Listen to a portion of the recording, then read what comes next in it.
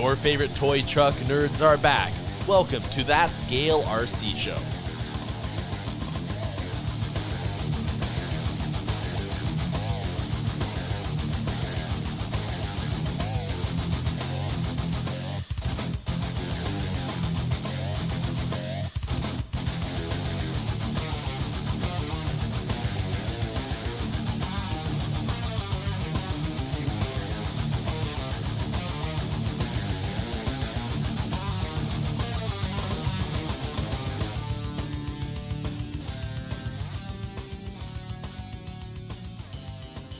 Hey guys, what's up, and welcome back to this week's episode of That Scale RC Show, episode number 73. I'm your host, Adam, along with Jay and Travis. What's up, guys? Much. How's it going, man? Oh, you know, just living the dream.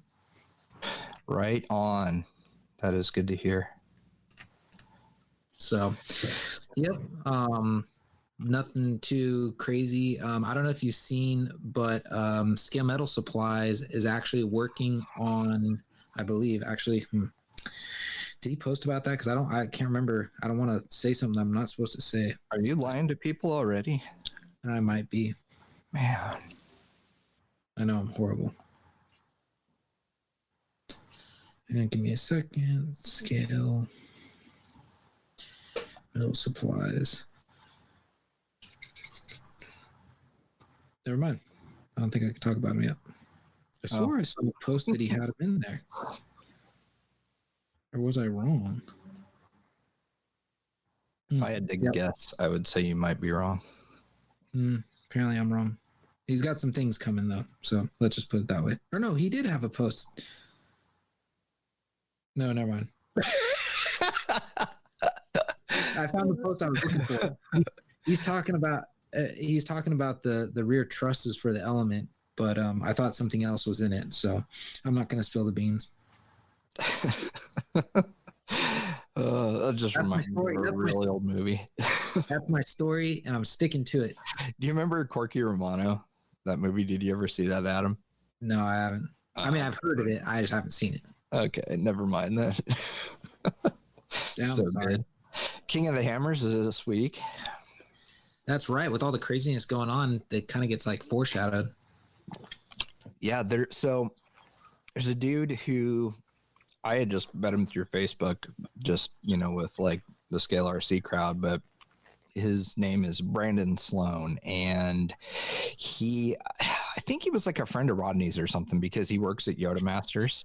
That was to say, that name sounds really familiar. Yeah, so he works at Yoda Masters, and he's got this first gen Forerunner that he's had forever, and it's his daily, and the thing is just a beast. It's got either 40 or 42 inch BFG Bajas on it, and he's built this thing over the course of a couple of years, and it started to gather some attention by some people and everything. And so this year he decided he's going to take his daily, which is like, you couldn't drive that thing up here. I don't know how he gets away with driving it around in California, but he's going to take his Forerunner that he's now made a race truck, with like fuel cell and a rear cage and spare tire and bedsides and all this stuff, like totally race prepped and ready for either 4,600 or 4,500 class. I forget. I think he's racing the stock class, but anyhow, Friday he's going to drive it to King of the Hammers, race it, and then try and drive it home.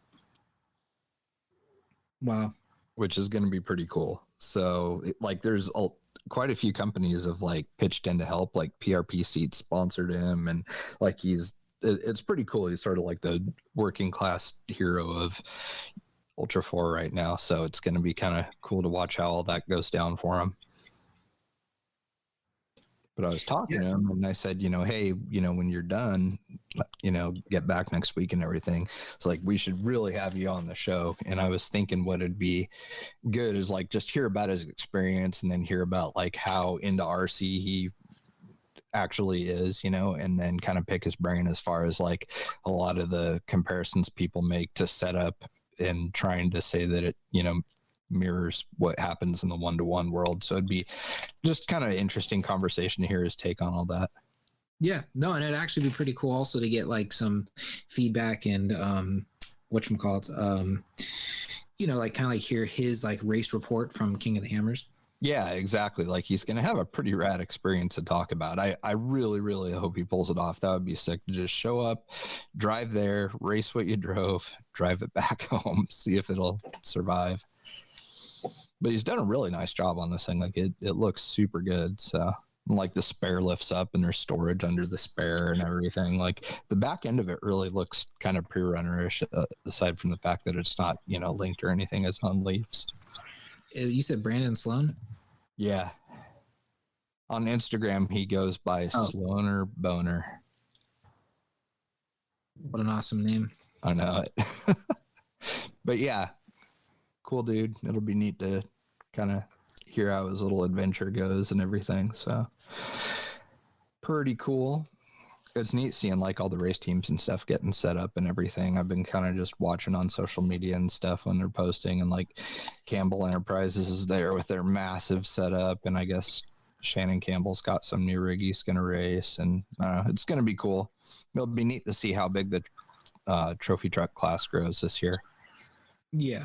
And like see who it attracts and stuff. Because from what I understand, I don't think BJ Baldwin's racing, but I'm assuming like Bryce Menzies, a bunch of those other guys are going to. So that's going to be pretty cool. What do we have in the way of news? There's really not a lot of news this week, was there? Like I said, I was gonna spill it, but it's not news yet. So Sendero HD. Oh yes, duh. Thanks. Yeah, everybody is super bummed out. They discontinued the Sendero, and then they got hoodwinked by Element, and they came out with a red one with a flatbed on it and like a barn. So you got like a farm truck setup. Pretty cool. Jonathan Schultz, I might be a little late to the party. The 25th was on Monday. He just that's popping up in my feed. Sad news to hear the passing of Ty Owings. Yeah, that sucks. That was a real bummer. That name sounds familiar. I forget the name. I met him on Instagram. He was like one of the first RC accounts I followed when I made my Instagram like 6 or 7 years ago. He raced down in California.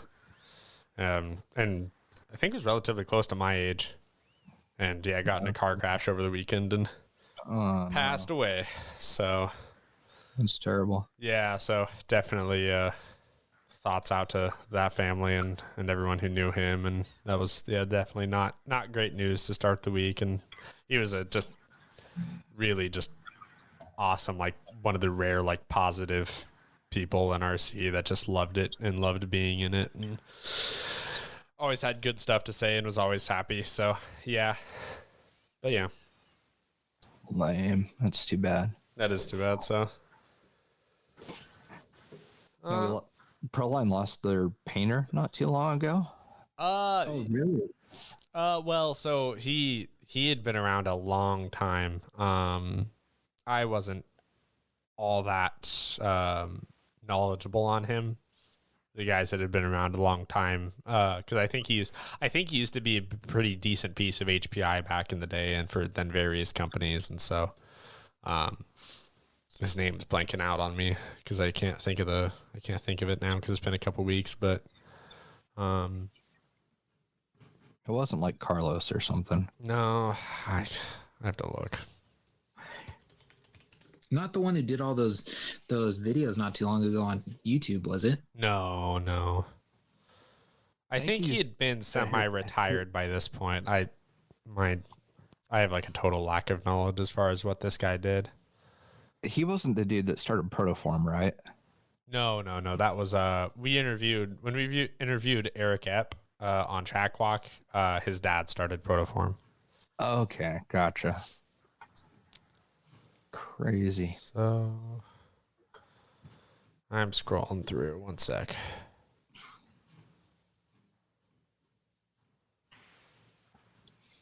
While Trav's looking, it's a really good Instagram account to follow. He's a photographer. His name's Larry Chen. He just specializes in motorsports photography. Awesome account to follow. So he covers like off-road racing, track days, like all kinds of cool stuff. So road racing stuff.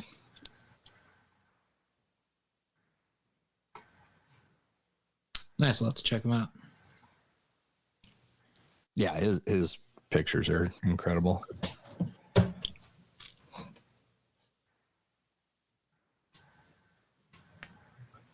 King of the Streets is getting closer.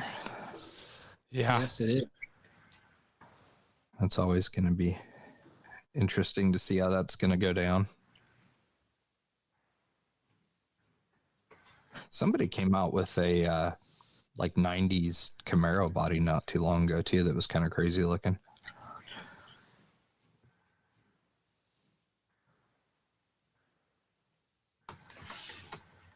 Oh, I'm having the worst time finding this. Chris Trudeau would know. He'll comment next week because I probably won't be able to find this. So Chris Trudeau will know exactly who I'm looking for. Right. Yeah. Okay. Well, I was gonna say your feed might be a little different than what mine looks like right now, and I hate going down this road, but I was involved in some lovely Facebook drama today. It's still currently going on, so it's actually making it quite obnoxious trying to like find stuff going on, and all you see is just more people commenting. Let's just put it this way: It's still happening. Yeah, the threads at we have now reached 586 comments. Good Lord, that's unheard of. Okay, so my question is, do you not like, and don't take this the wrong way, do you not have a job? Do you not have a career where you're able to, not be on Facebook all day? Like, I took the time out of my day working to just try to kind of like, smooth things over because apparently somebody got really upset. And it's like that didn't even phase anything. That was like spitting on a fire. It did nothing. I was like, well, this is out of hand. And I mean, it's just, yeah. But, I'm not going to name drop any names because if you guys know, you know. But basically, there's a guy who CNCs his own wheels and he puts them up for sale. And that's kind of how he runs his business. He he got burnt out years ago making orders for people because he said it was just trying to keep up with the masses. He said it was just too much. It was just too hard for him to just keep coming out with, like 6 people in 1 week will hit him up. And he's like, I don't even have the time. So people were getting upset with the wait times waiting for wheels. So he decided to I'm just going to make them when I make them. I'll throw them up for sale when I throw them up for sale. First come, first serve. And that's kind of how he's been doing business since. So he put up a set of wheels this morning, and I happened to see that post. So I know him. So I sent him a message and said, hey, are those wheels still available? And he goes, oh, are you interested? And I said, yeah. And he goes, all right, we'll send the money and they're yours. And I said, okay. So PayPal'd him, didn't really think too much of it at the time and went about my day. I'm at work and I'm getting messages from like a handful of friends that, are screenshots of, this guy getting hammered on Facebook. And the best part about it is he doesn't have a Facebook for his RC. He's got his personal Facebook that he like stays in touch with his family and his close friends, but he doesn't like the RC drama. So he only sticks to Instagram. And basically it's this guy, the guy who I guess thinks he had the first comment and whatever. So he thought the wheels were his, made this whole post surrounded around this idea that because he commented on the post, mine, didn't even ask, are they available?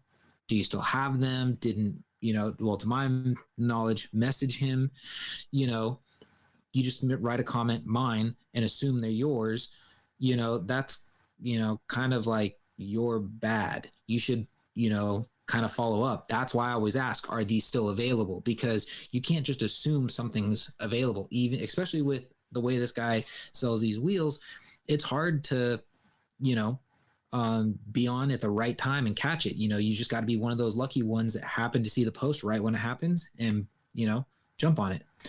So basically, he posted this post up and it turned into a total bash fest. And I don't care what anybody says, oh, this is a review on somebody's business. We need to do this so people know what they're dealing with when they're doing business with this person, and blah, blah, blah, blah, blah, blah, blah, blah, blah, blah, blah.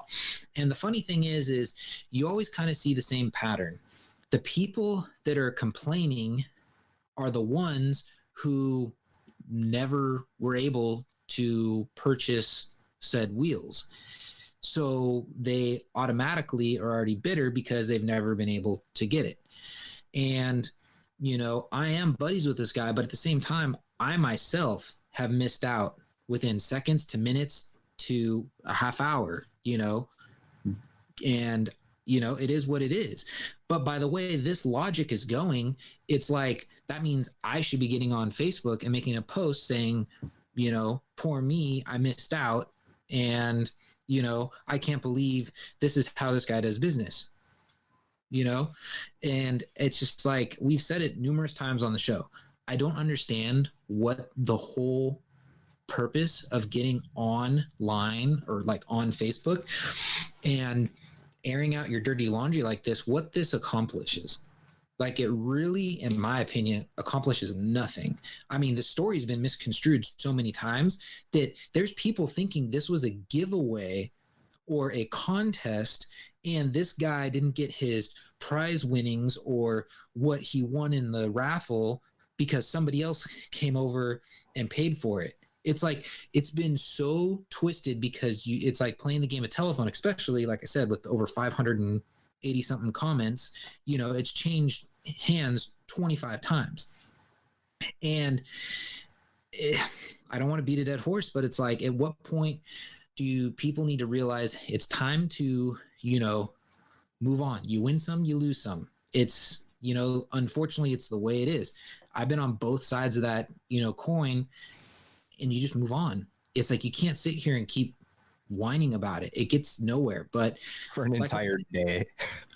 But that's what I'm saying. It's like, I caught wind of this around 10:30, 11 this morning, and it's now 8 o'clock, California time, Pacific Standard Time.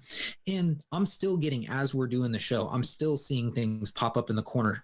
So-and-so and so commented on this post that you're tagged in. It's like, dude, it's like, it's been going on for over almost 12 hours now. It's time to let it go. And then you got other people that are the total instigators. I've seen a couple posts where they say, oh, afternoon bump, and it's like, they want to just keep this thread going as long as possible because they love it. They love the drama. Like, I mean, I think that's what some people live for, which, oh yeah, hats off to you if that's what you love. But I mean, my whole thing is just like, dude, this is, your issue with this said person. So you need to take it up with that person. If that person doesn't want to take it up with you, put your big boy pants on, move on. I just, I can't stress that enough. It's just like ridiculous. And then the other thing too, which is, also ridiculous, is how these admins that run these pages don't do anything about this. Like, stuff gets pretty, nasty, and they don't do a single thing about it. And it's like, well, like, aren't you guys moderating this stuff? I do like that about the Element page, that it's moderated pretty well. So I don't know. Like I said, I know this might sound like me getting on my soapbox or saying anything. I'm just saying, as a whole, this does nothing positive for the hobby. Yeah, not at all. It's just a stupid use of time. It really is. So, yeah. And like I said, I mean, and also, and this will be the last thing, we can move on to questions. We can do whatever else you guys want to talk about. The thing that I thought was funny was one guy said, why don't you be the bigger person and move on? And the original guy who wrote this started this, wrote, I can't. What is that? I'm sorry. Wheels for a toy car. What does that tell you? Just people have too much time on their hands, man. So, I mean, yeah, it is what it is. I mean, and I was joking around about it before the show, but I mean, like, I mean, should I be that guy? Should I be a total dick? And when I finally receive these things in the mail, should I like post them up and be like the wheels that broke Facebook? Like, you know, I mean, over a set of wheels for a hobby. I mean, this is supposed to be a hobby. I mean, it's just out of control. Yeah, I can't quite fathom that mindset whatsoever. Like, it just makes no sense to me. That's too bad. So, yeah, well, it is what it is. Like I said, I don't care, you know, because like I said, I got bigger and better things to worry about. So, you know, this is my hobby. So that's what I enjoy doing. That's why I enjoy doing this podcast with you guys, because it's a hobby. You know, we're not, you know, well, I got to watch how I say this. We're not getting paid for this. I know there are Patreons that are paying, but as you can see, right, we're turning that money, that profit, into rigs, or, you know, so far a rig to give away. So it's not like we're even still really profiting off of it.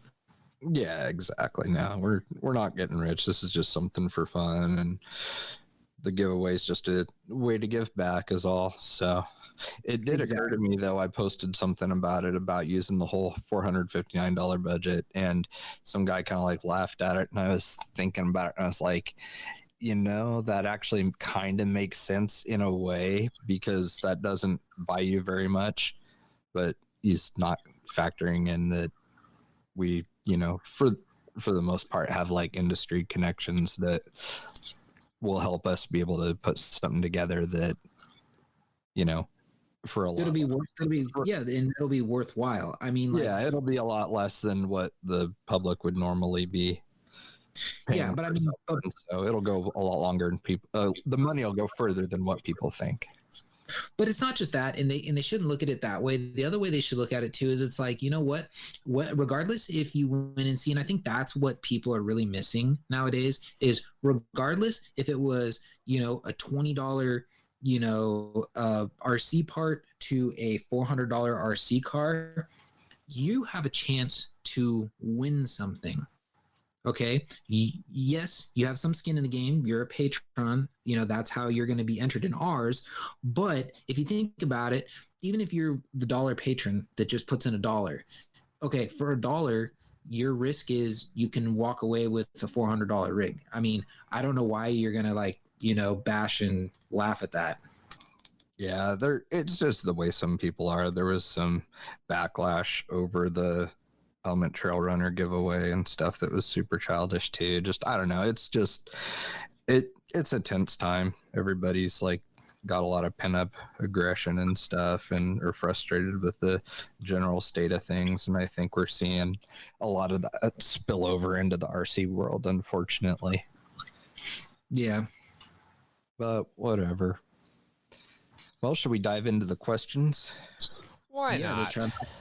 Yeah, let's do it. All right. First one is from Rich Morgan. He says, what RC tools do you guys use? Racers are pretty particular, so I'm willing to guess what Travis uses, but scalers are all over the board with brands. Not only do I use MIPs in racing and crawling, but I also use MIPs at work. So I use them everywhere. But, yeah, I mean, what do you guys use? Jay, you want to answer this first? I have a set of MIPs that I've had for a couple of years, and I think not a couple of years, like a very long time, like probably 7 or 8 years. And I think I've replaced 2 of them during that amount of time. But recently I have those in a box for like my just permanent work area at home, and then I've got some ProTech ones that I just got, which are their gray ones with the holes in the handles, and I've been using those for the last few months, and I really like them. They're super comfortable, and so far I've held up really well. So it's ProTech and MIP are my first choices. Okay, so am I like the only like non-cool guy that doesn't use MIP? It might Are you be. using Harbor Freight? No, I'm not that, lame. But no, honestly, I'm using the dynamite stuff. Basically, when I got into the hobby, I don't even think MIP had tools at the time. I know the drive shafts came out maybe 3 years ish. About 2 years after I got into the hobby, I noticed that their drive shafts were like, becoming really popular. And I don't think it was till like shortly after that they came out with the tools. But I've always used dynamite just because, like I said, my buddy at the hobby shop was like, best bang for your buck. You can get like the 4-piece kit for like $20-$25. You get the 1.5, the 2, the 2.5. And actually the one kit I had went all the way up to 3, which I know is not too common with the crawlers. I do know that like when I was working on my slash and stuff, they do go up that high. So you will use the larger tools for that. But for most crawlers, it's the 2, and 1.5 are the common ones. I think the Wraith had a handful of the 2.5. But anyways, yeah, so it's been dynamite. I mean, I know I replaced those with another set of the dynamite, and then because they're so cheap, I got a third set of I think they're like the red anodized ones, and I keep those in my trail bag. And the other thing I use is that also a dynamite? I think it is. Or is it Losi? I think Losi came out with it first, but then I think dynamite kind of like copied and did the same thing. It's that tool where all the bits fit in the little holder and it goes in the handle. Yeah. I have that because it's great for like a safe spacer or the space saver. Like, so like when you're out on trail, you can stick it in your backpack. You got, and you don't have to carry a ton of stuff. I have that also because those drivers fit in my little DeWalt, like, I guess what do you call a gyro screwdriver, I guess is the best way you can describe it. Basically, it's a little DeWalt powered screwdriver. Like, it's not like a drill. It doesn't go that fast, but it works off the motion of your wrist. So if you turn your wrist clockwise, it starts driving the screw. If you do counterclockwise, it starts reversing the screw. So it's kind of cool. And how far you throw your hand is how fast it'll do it in either direction. So those bits fit in there. So that's kind of why I also keep that handy. But those are pretty much the only tools I use.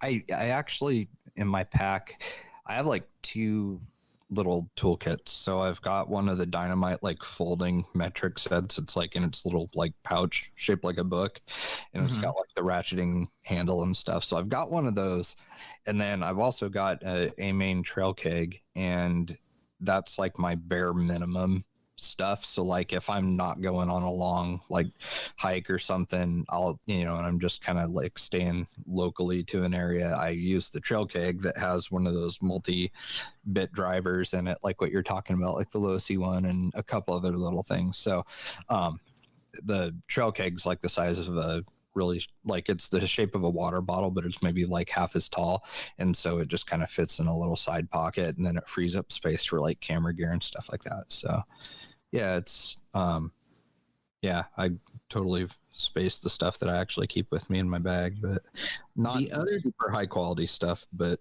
stuff to get the job done.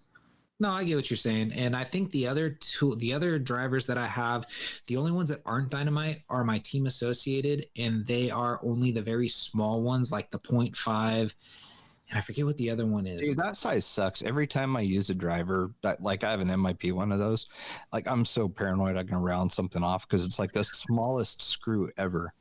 But it's the 0.5, and then there's another one. It's basically, I really only use them when I'm working, well, when I did work on Vanquish wheels, because that hardware takes that.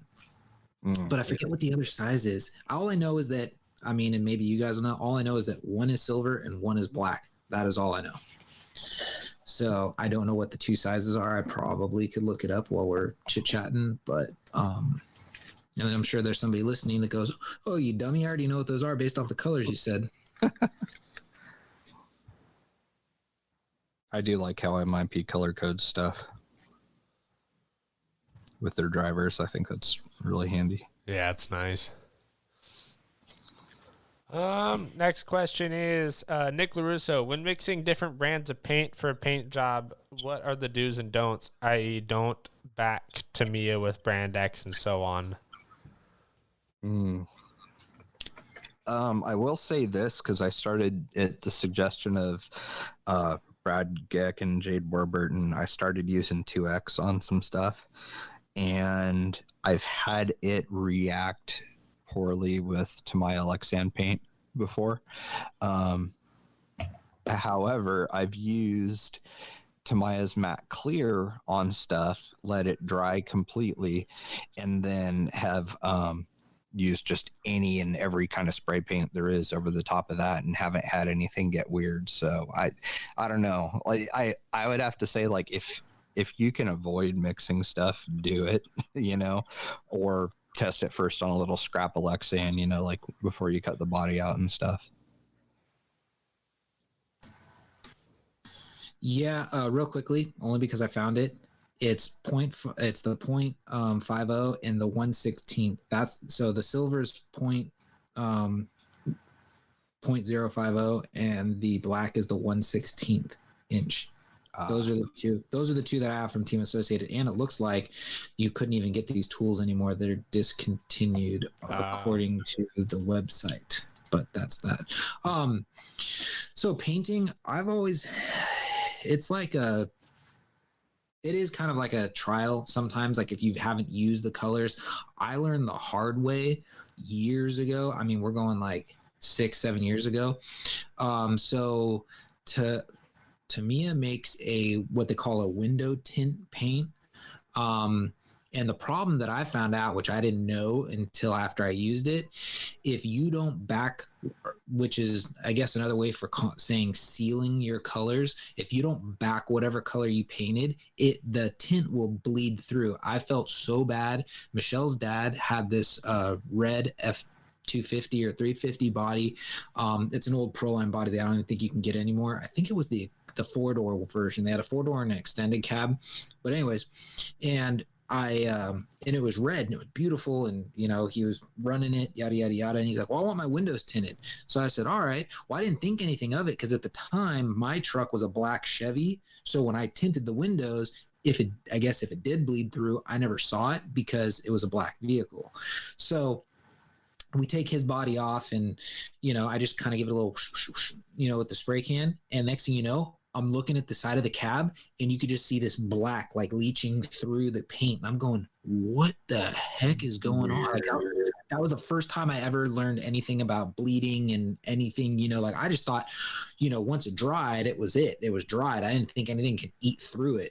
So, so there are some colors you need to like kind of learn. And that's actually when my buddy, Chris Wong at Talbot's Hobbies at the time, kind of taught me the basis of what he called sealing it. So like if you painted with like that red, if you backed it with he liked to back it with silver, so use just like a generic silver. He said for some reason the silver and the white seem to like lock everything in. He always just recommended backing it with one of those two colors. And you'd be pretty good. But even after that, I got kind of nervous. So I used to like reverse mask and only leave the windows available if I was going to tint them. And that's really about it. I mean, I've also had some other weird stuff happen. Like I've gone through like the normal steps of like prepping your body, like actually like washing it with like warm soap and water. And then like I'll let it dry for like a day and a half, and then I'll make sure it's all clean. And I'll still have weird things where like you'll paint and then like I'm masking off for another section. And when you go to peel and I've let the paint dry for like a day. And when you go to mask it off, and actually the recent happened with my, my B17 Betty body, I masked off to paint the jerry cans red.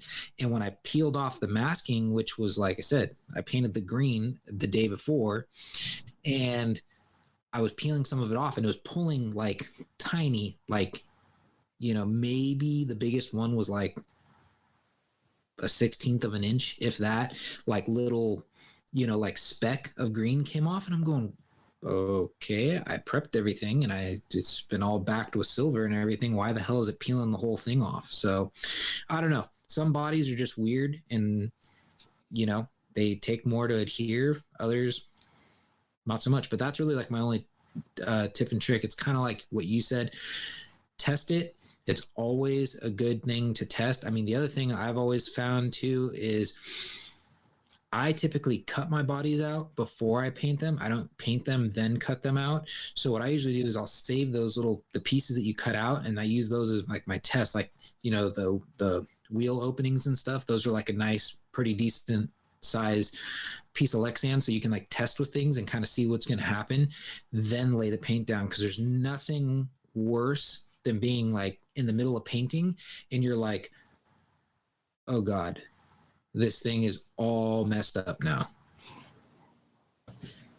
Yeah, that's that, and like cleaning it too is a huge thing. Like I've had a couple excuse me. I've had a couple bodies lately that have fish-eyed really bad. So I don't know. So I think Proline's using some sort of a silicone spray as a mold release when they're doing these. And man, oh man, like you got to clean it and then clean it again and clean it again. And it's really been kind of frustrating. Yeah. The only thing I was going to say is overspray. Like when you accidentally get a little bleed, I've learned when it's like the fresher, the better. Have a little bit of nail polish remover and Q-tips and just kind of like lightly just kind of rub that area and just kind of keep pulling it away. Don't like sit there and rub it in, because if that nail polish goes into what you've already painted, you're going to ruin that. So, and then, keep using like a new edge of the Q-tip or flip it over or whatever. And eventually you can kind of get it pretty good. Like, I mean, at least that's the luck I've had. So once it's kind of like set for too long, it's pretty much done. Yeah.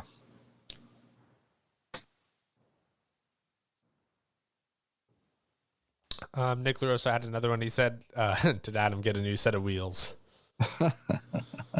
I think I saw that one. Everybody's got like jokes. Yes. Or something. Yes, I did get a new set of wheels. Joy. Jeremy Kim, he says, I'm planning on building a hauling rig from my SCX 10.2 so I can get a trailer for it to show off the drift walker. So I was wondering how I would go about starting a build to create a hauler rig.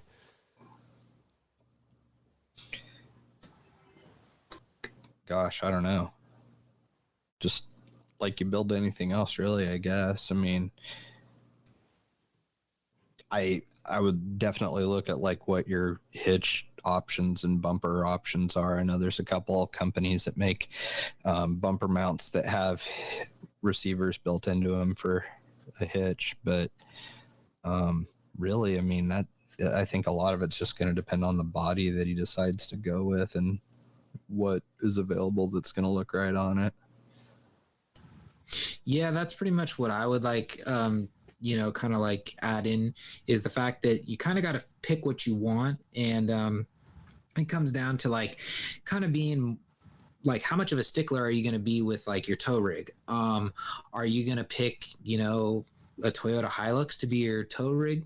In the real world, you probably wouldn't. You'd probably go with like, a 3/4 ton truck, a Ford, Chevy, Dodge, that nature. So I would start with something like that, find a body you really like, go that route. And then remember, it's going to be a hauler, so you really don't need to go all crazy with the crawler mods on it. You just kind of come up with a way, how are you going to do a hitch?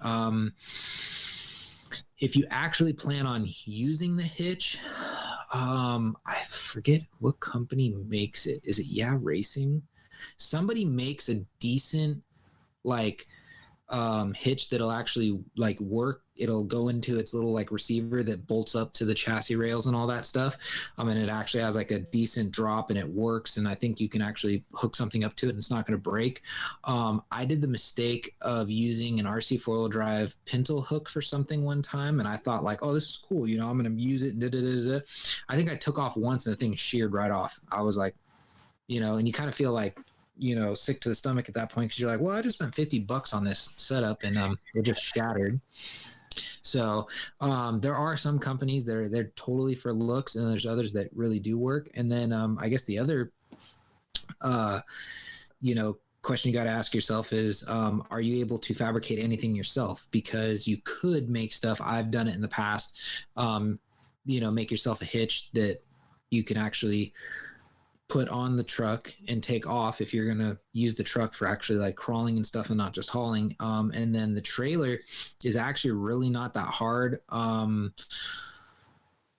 The easiest way to do it is to find a way to make, like if you're doing like a tandem axle trailer, make sure that the wheels, all four corners roll independently. Almost kind of make your own kind of like stub axle. I've just found this to be a lot easier when you have the wheels connected. When you want to turn, it does some funky stuff. It's almost like it's like having your lockers on the street. The outside's spinning slower than the inside, so you start getting this hop and it starts skidding as you're turning. So if you can keep them all moving independently, you'll get the best action out of it. And that's really about it. I mean, if you can fabricate, you can almost, bolt and, use the RC screws and stuff and actually bolt a trailer together. You could, if you have access to a welder, or if you can solder, you can, weld or solder the frame together. But yeah, that's pretty much where I would start. Is just start with like a body that you want to run, come up with a hitch design, and then go from there. There are a couple plastic bumpers that do have hitches. It all depends on the body, of course, but he could look at the Axial XJ rear bumper that has a receiver in it. And then the Vanquish VS410 Pro has a receiver on the plastic bumper too. And then there was something I thought of after I had commented on this. I would probably recommend going 1 or 2 steps stiffer on the rear springs, because the couple times that I've driven with a trailer, it just really amplifies the torque twist like something severe. And so it looks really silly when you're trying to drive it, because it's like all tucked down in one corner and trying to lift up a front tire, depending on the weight of what you're pulling, especially if he's got, the Drift Walker's a fairly heavy rig, with that metal cage and everything. So I definitely look at doing stiffer springs too. Yeah, that's a good point too, because you don't want the thing to squat and all that. Yeah, it just takes a torque twist and makes it like twice as bad as it normally would be. So something to look out for. Cool. And he says, that reminds me, is it me or is Jay's lizard in some kind of lizard gang or something with the way he throws his arm up like that? What set you claiming? Elliot Chappelle, he says, do you think we'll see a complete overhaul new car from Element in the next year or two? The Enduro is a very nice proven platform, and there's nothing I'd change, to be honest. But new versions of an existing car leave some people wanting more. 6x6, rock buggy, monster truck. What are your thoughts? I don't really know what they have in store. As far as I know, for the next year, I thought it was supposed to be Element platform stuff is what they've said. Or Enduro platform, I mean. I don't know. I hope they don't go through and like completely revamp what they've got going on, because I honestly like the fact that it's pretty minimalistic when you compare the chassis to like the SCX 10.3, the TRX4, even the Red Cat. Like there's just a lot of plastic and other things integrated that you can't easily remove to strip something down if you're doing like a comp build or doing something kind of custom. So I prefer the minimalistic design of the Enduro platform for that reason, because I feel like you have a lot more options. I mean, they have, inner fenders that you can get for it and everything else, so that when a body's on it, it looks, nice and scale and everything. But I do like the fact that they don't have, all this molded plastic all over it that makes it difficult, or, that you have to like chop up if you want to change the location of something, because that can be kind of a pain. So hopefully they'll just stick to tried and true proven formula that they've got going on. Yeah. Andre Campos, he says, if you have chosen a platform for the giveaway truck, what is it? It is an Element Enduro builder's kit. Sweet. Which actually, can I just interject one little thing? Yeah. Of course. Andre, actually, he reached out to me last night and said if there's anything we need that he can help provide or donate to the giveaway, he's more than willing to.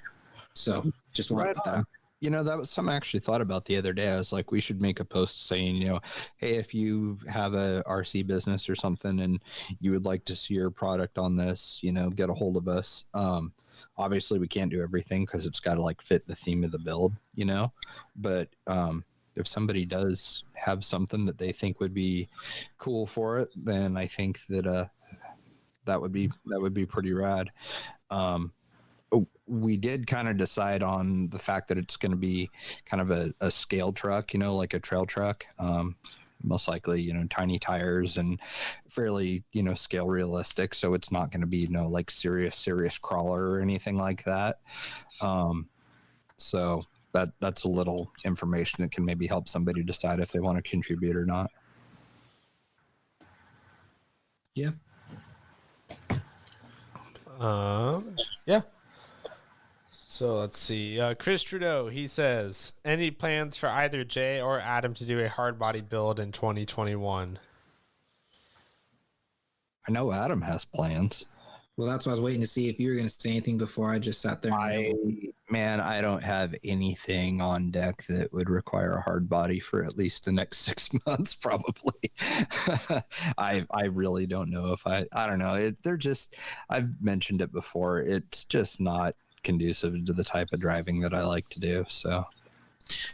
So my whole thing is, remember the rig I showed you with the cheetah print seat? Yes. Okay, so that cloud body build, that was like one of my first, I guess you could say, like kind of like one-off-ish custom, like, you know, builds. Like I wanted to, you know, do something different. You know, I pinched the front end, dovetailed the rear, you know, welded up some, you know, stuff. Anyways, and I really liked that rig. I liked the way it looked. I liked the way it worked. It was, you know, a stout little rig. The only thing that I dislike about it is the fact that it's, you know, the clod body is a 1/12 looking, you know, body. It's really tiny. When you put it like next to the SCX 10.3 Jeep, it makes it look like it should be an S10. It's just a really tiny body. So I had it in my mind. I said, you know what? And I always called that rig the beater. That was the first time I took, like, I heated up the plastic, you know, with like a lighter, and then like I'd roll tools into it to make it look like you like run it up against some rocks and whatnot. And I said, you know, I want to make like a beater 2.0, but I want it to be super scale. I said that one was all linked and, you know, it's got high clearance links and all this, that, and the other stuff, because that was on the SCX 10, the original platform. So like you were trying all kinds of things to make it a better crawler. I said, knowing what I know now, could I make a rig that is leaf sprung and still perform halfway decent? And I said, I still want it to be a hard body. So my goal is RC four-wheel drive Blazer body, get the cab conversion for it to turn into a pickup truck, probably still pinch and dovetail it and go from there. But that is definitely a hard body I have in the works. I'm gathering parts as we speak. The other hard body has been like a ongoing, you know, project is, my buddy Todd was supposed to print out a 71 K20 pickup truck that was supposed to look like my dad's first work truck that he had when he started the business. And I was going to make a replica, same thing, leaf sprung, you know, the lumber rack, all that. But he's been taking forever to get the body done. So I said, in the meantime, this will get my, you know, itch kind of, you know, figured out. So if all I did, like, if I did driving like Axial Fest, like that kind of driving, I wouldn't be opposed to having a hard body, but we don't really have that here. Yeah, I mean, you'd be surprised. I mean, the hard bodies do hold up a lot better than like some people, think they do. Um, Obviously, really high, really tall drops are going to be pretty catastrophic for the body, but for the most part, they hold up pretty well. So, and especially with actually repair them too, which is nice. well, see, that's the other thing I was going to say. The other cool thing is because I'm like, especially with the builds I'm doing, well, the K20 will be different, but this one, since it's going to be like that trail beat up rig, it happened actually on the quad body. I hit the rear quarter panel a certain way and it put a crack in it. So what I actually did was I sanded it and put some of that skim coat Bondo on it and then kind of like sanded it again and just left it. So that way it kind of had to look like he tried to repair something, but it was still, there. So it just kind of adds to the character. I saw a guy this week who bobbed a bed on a Trailfinder body, and he actually left like the seam and he made it look like it had been ground out, welded, and then rusted over. Like they just never did anything after that. And it looked really, really cool. He did a great job on it. I wish I could remember who it was, but it looked rad. Yeah, I've seen that kind of work on a lot of rigs, and it works really well. And I think it's kind of cool because there are some people that do that, and the one-to-one world, they just, they bob the bed and that's it. They just weld it back together and they run it. Yeah, so, exactly. Let it rust, whatever.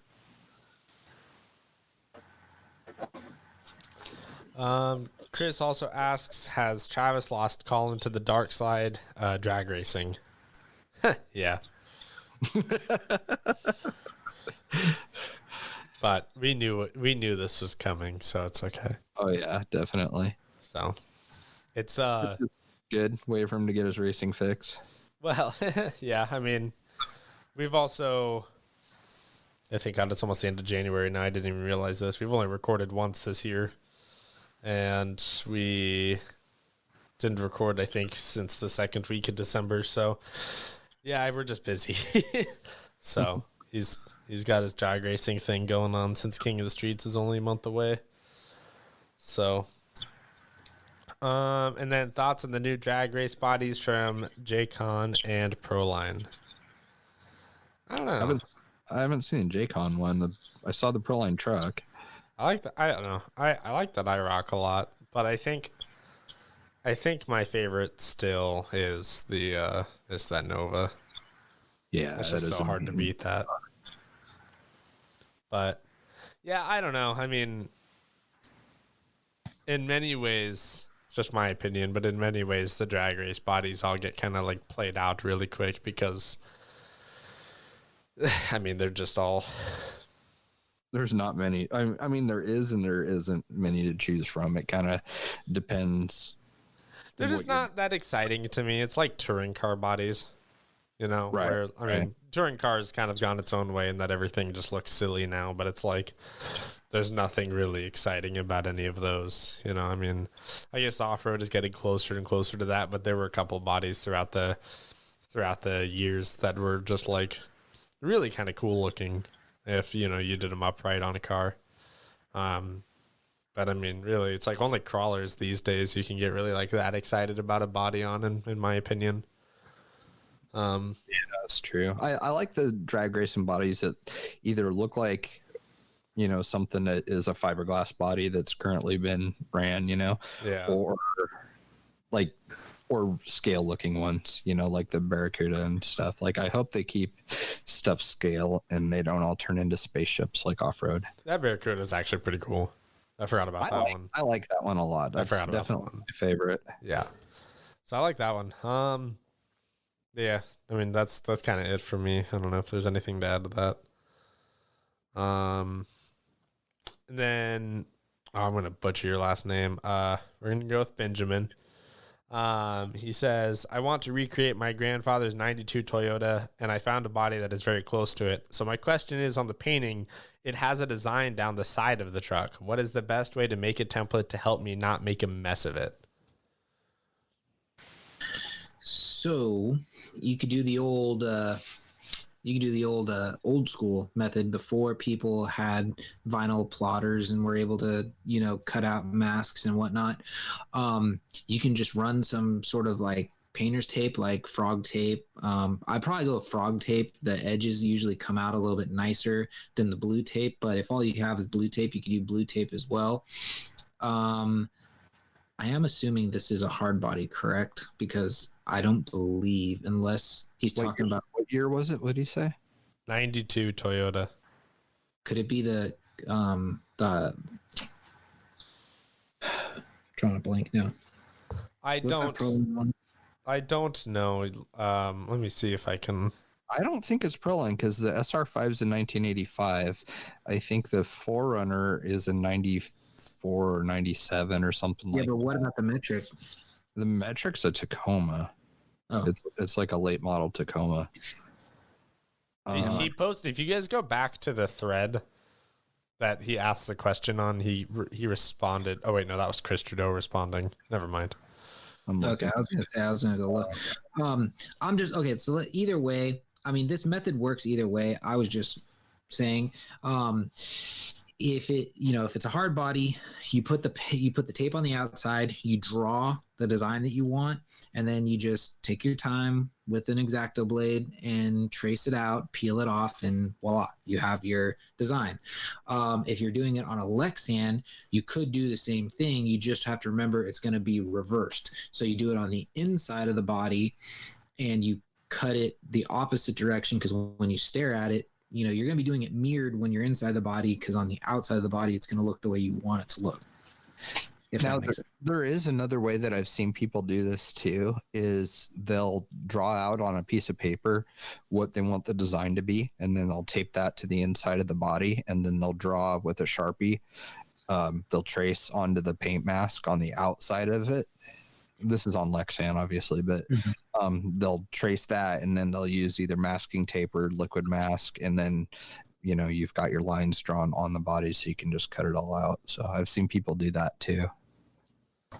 Now that's something I've never tried. Is I've never messed with the liquid mask stuff. I know there are some people that do that. Like if you watch, what is his name? It's a pain in the ass, dude. I think his name's like, is it like Sick RC or Sick Paint Jobs or something SR or something Paint Jobs? I don't know. There's a guy I follow on Instagram, not Suit Scale Painting, and not the other. There's another guy that's out there. But maybe it's SKG. That's it. SKG posts up a lot of pictures of like what he'll do is exactly like what Jay was saying, was he'll draw out the design on the outside of the body on the protective film, and then he'll write down the color of what that little inside of that design is supposed to be, and then he'll do the liquid mask from the inside, and then paint, and then I guess you remove it and then do that again, and yeah, you just keep peeling it off that way. Yeah, I've messed with liquid mask a little bit. Like I don't have the steadiest hands though, and so it's really hard for me to cut straight lines. But I mean, a lot of people do it. It does take a long time to dry though, I've noticed. And like you can screw up and have it too thin too. And I don't know. I would prefer to just use masking tape, honestly. Like the masking tape I like is it's a bright green 3M automotive masking tape that's used in regular paint shops. It's not typically something you can find at the hardware store. It's funny that we're talking about this because I was just scrolling through it. Like I'm still on my Facebook hiatus, so everything in my newsfeed is like weeks old. But I just scrolled past Christy Graff's Flying Dutchman paint job. Ridiculous. That he posted on the 2 days ago now. Yeah. Oh my God, that thing's cool. That's insane detail. I knew that he could paint. Like I've seen him paint really cool stuff, but that thing is like above and beyond anything I've seen him crank out. Like it's wild looking. Yeah, that's amazing. Yeah, it looks really good. I think that's for like a SMT10 and Proline collaboration monster truck build off. No, it makes sense. Yeah, I was gonna say if you follow his YouTube, it's his monster truck thing that he's doing. So, yeah, no, and actually, if you watch some of his videos, he's like really talented with a lot of this stuff. Like, he actually, I think it was with the SCX 10-3 Gladiator. He was like, we're going to add some more scale detail to this, but we're not going to use stickers. We're not going to use this. And he actually will mask off the windows and leave the little line, the little black line, like through the door and everything. And he'll do all those with paint. So gnarly. I mean, like, it just blows your mind when you watch some of this stuff because you're just like, Painting is a patient man's game. And, oh, yeah. And I am not patient. And then let's see, Scooter Scott. Is it me or the 3D printed scale market flooded with subpar prints? Yes. Yeah. Has been since the day it started. Absolutely. Okay. I'm not going to compare like, companies, and I'm not going to compare, well, because it's like, years apart, but like, let's just put it this way. I just got some stuff from, Todd, and it was, I know it's not the same printer. It's what's his printer? The one where it's like Oh, the resin printer? Resin printer. And he and he made me some stuff, and like you see it and you're just like, whoa, this just blows your mind. And then I happened to be moving some stuff in my scale garage to put it up on the shelves for a photo op. And I was looking at the other stuff that I had up there, and I didn't realize how crappy it looked until I held it next to the current stuff. Like I said, and one is a actual like normal printer where it goes through, where it's the whole plastic, like The filament. the filament, and then it actually melts it and layers it and all that stuff. And this is a resin printer. I do understand that, but just I've seen some standard filament printers that print out super high quality, and I mean, like, I was looking at this and I said, wow, I can't believe we were blown away with this, and this is like 5 years old. Yeah, it's, I don't know. As far as scale accessories and stuff go, things that aren't structural at all, like I would absolutely not buy anything but something that's been resin printed just because of the difference in quality. I mean, like you're saying, it makes the other stuff look like it's made out of Legos or something. Like it's just it's night and day difference.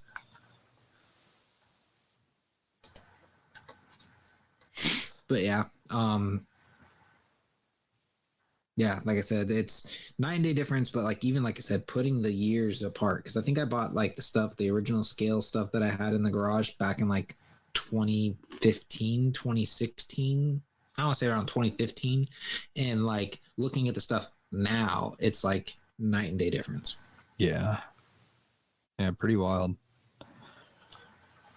And then our last question is from Stephen Haywood. He says, what's a good motor to run in the Gatekeeper? I have an Enduro with an 1800 kV, but I want my Gatekeeper faster, maybe like scale Ultra 4-speed. Oh, I would go with something around 3000 kV if he wants to do that. Like, I think 1800 is going to be a little bit slow, but like I have a Tekin 3100 kV that I run off of a 3-cell and my Gatekeeper with their RX4 ESC, and it's like, oh my god, fast. So I mean, I think that's what he wants, something that can crawl good and still have some top end speed and not build a lot of heat. So if I was him, I would go, like I said, 3000, 3100 range. And then the gearing that I've been the most happy with and not had any heat issues at all was 2878, 28 spur and, 28 pinion, 78 spur. So that's a good setup for the Gatekeeper. I was gonna say I have no experience with the Gatekeeper, so I wouldn't be able to tell you. It just takes a little more poop just because it's, it's a crawler drivetrain. So you got to do some re-gearing to get her to go fast. Yeah, that's it for questions. Wow. So what did we decide on this giveaway? Let's talk about the giveaway for a little bit here, since we probably got a little bit of time on our hands. Did we decide on going with Proline Toyota 4Runner? Is that what we decided? C. So we got that. We've got an interior. I guess we can kind of let everybody we'll fill them in on what we got going on. So we've got, like we mentioned earlier, the Enduro Builders Kit coming. We will have inner fenders on it, to keep it nice and scale looking. So I'll probably bedliner those like I've done my other ones. It's held up really good. Travis and I's like full bodied, like more trail rigs all have the inner fenders on them from Element. So that's a cool scale detail. I ordered a MagnaFlow muffler for it, and I'll do the little trick that I did on mine and also on that Trail Runner giveaway where I cut the tip off of it that's molded in and then make a carbon, I cut some carbon fiber tubing to make the tip and then slide it over and then paint it all and everything. So do that. So what else? I bought the screws, the upper shock mounting screws from the Gatekeeper, so that you don't need washers on the upper shock mounts anymore on it. So it'll have the Gatekeeper shock hardware. So that'll be really nice and clean looking, because they're a really broad head, like Traxxas and Axial's servo screws that they use. Screws for mounting their servos, real broad head on them.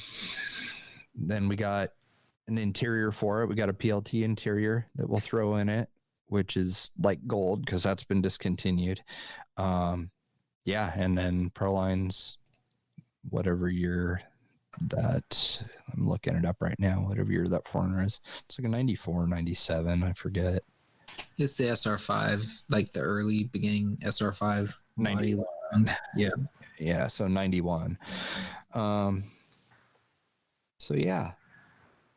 And I don't know if you want to build bumpers for it. Oh wait, I got Trail Runner sliders, so it's got like the nice looking sliders, like what I've been putting on everything that's like a tube style instead of just a big flat piece of plastic. So we got those coming for it too. Nice. I mean, I can build bumpers.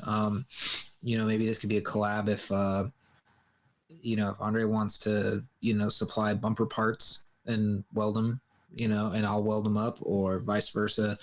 I wouldn't really be supplying for him. He'd probably end up doing it himself.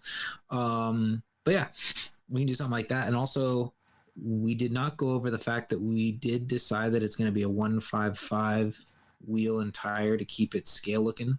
Exactly. Yeah, that was the next thing I was going to talk about. Cool. That's what we got to figure out. Is like, sorry, I'm putting chew in. We kind of got to figure out, like, we know it's going to be tiny tire, but we need to nail down like what tire and what wheel and everything. Did we discuss that the other night? Yeah, but we were looking at what was it? The RC 4-wheel drive. What was it? Mickey Thompson's. Is that what you're looking at? Yes. Let me go back to our chit chat. Because those looked really good. The Goodyears looked really good too.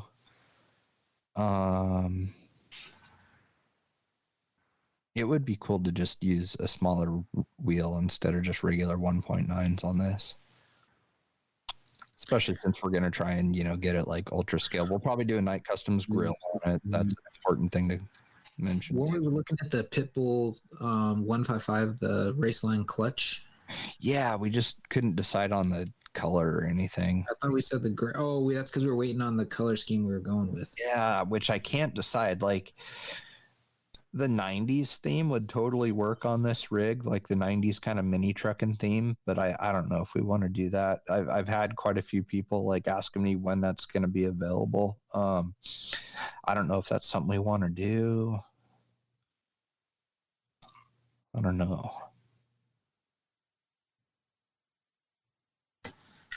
Okay, sorry. I had to blow my schnoz. Ew. Yeah, I know.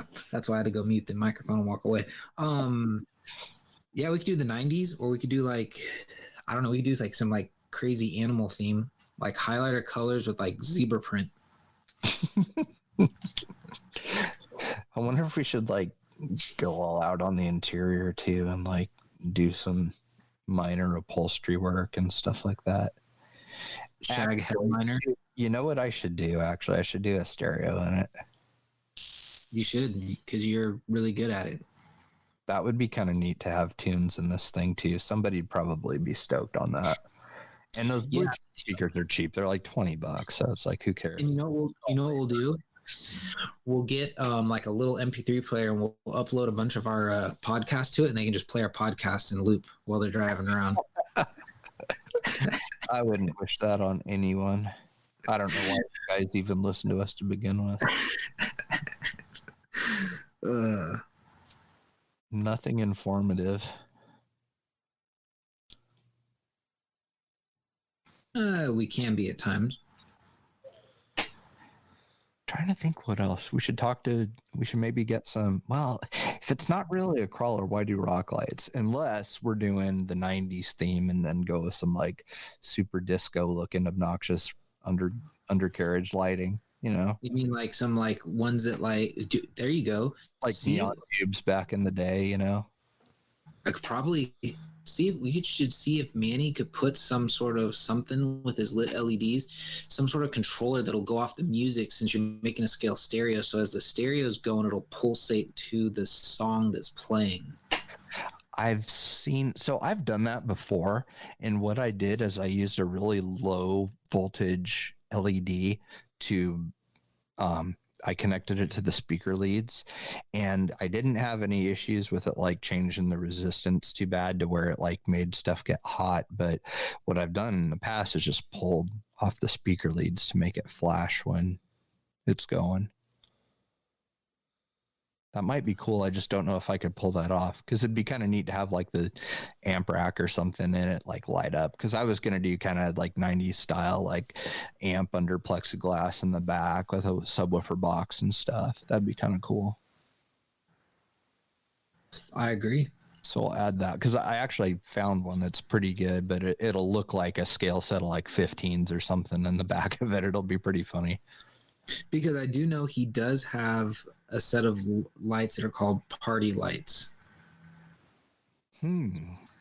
Are they interior or exterior, like under cage?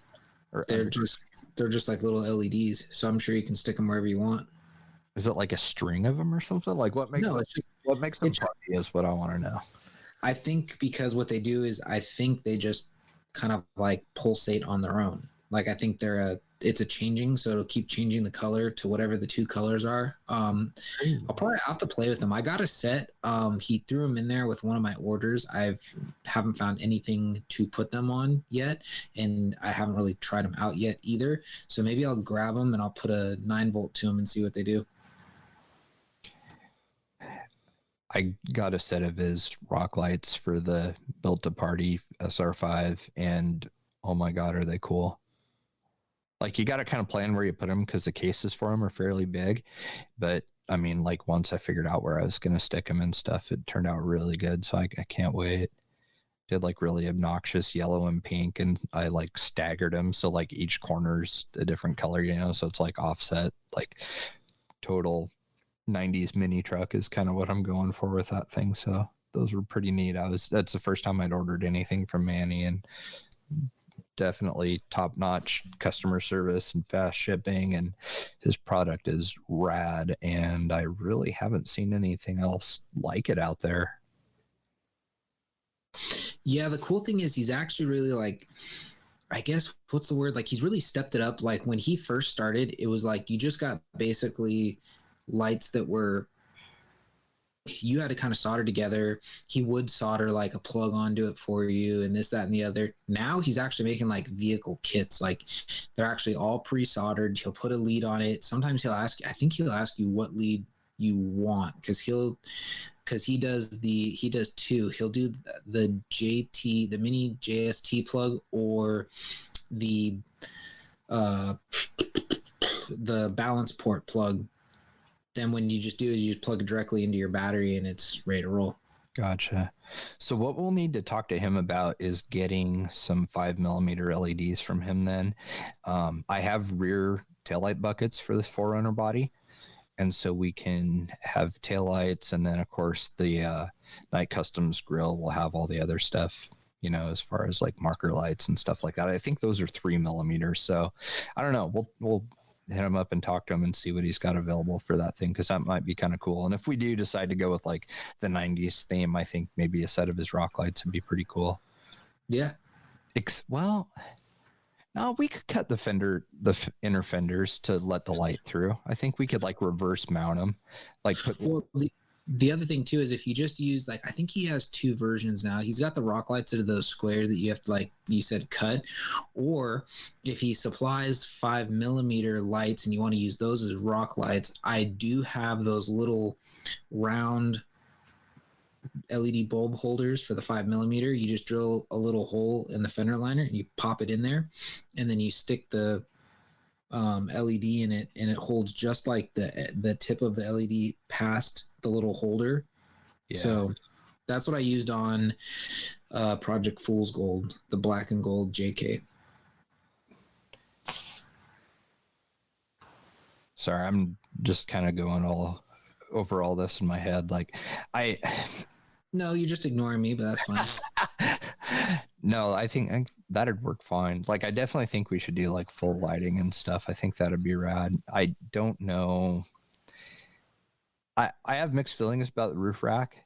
In a way, it might be kind of sick to put the new roof rack off of the Trail Runner, which is like a stock 4Runner style tube roof rack. That might look really cool on this thing, doing one of those. Yeah. So I kind of want to avoid doing like a light bar and stuff like that on it, because some of that takes away from like how realistic the thing looks. But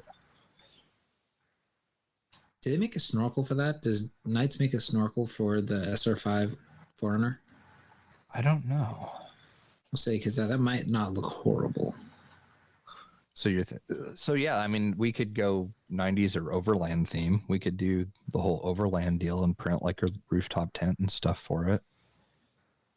We'll have to think about that. You know what? How about this?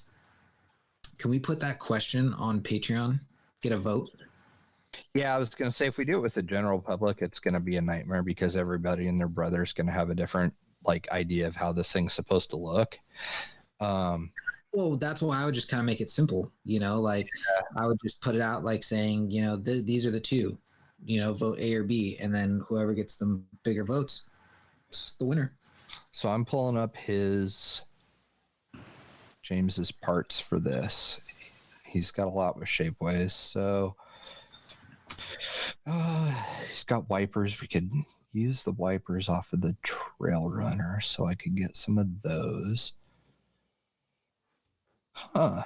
That's interesting. He's got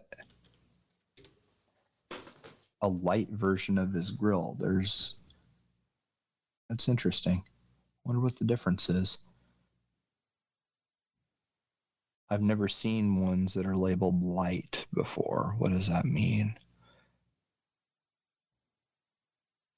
Scale detail, 5mm and a 3mm. This part differs from the earlier version. It saves cost by reducing the material that was needed to fit directly in the engine bay. You get some great scale look at a lower price. Oh. Well, that's cool. That's only $24 versus 35 or something that the other one was. 30.87. So save a little bit of money there. We could do that. And get his lenses and stuff. Pretty excited about this, man. This is going to be pretty cool. This will be fun. Yeah, it'll be a lot of fun. I think I need to buy some Tamiya clear, their TS paint, because I've used like Rust-Oleum clear before on stuff, and it is still kind of foggy looking compared to the stuff that he uses. So I'll pick some of that stuff up. Well, cool. That gives us a little more direction. Yeah, let's let them decide on the theme. Is that what you're thinking? Yeah, that's what I'm thinking. Let them decide on the theme. Just do a vote. Okay, I'll do that. And then we can, of course, afterwards share what they decided and stuff. So that'll be cool. Yeah, right on. Good thinking. I like it. Well, I think we pretty much got everything figured out for tonight. Yeah. Yeah, I think so. Covered everything we needed to, and got a little more of a game plan with our build, which is going to be really fun. So, yeah. I like it. Cool. Well, I guess we'll catch everybody next time then. Yep. All We'll right. see you guys next week. See you, everybody.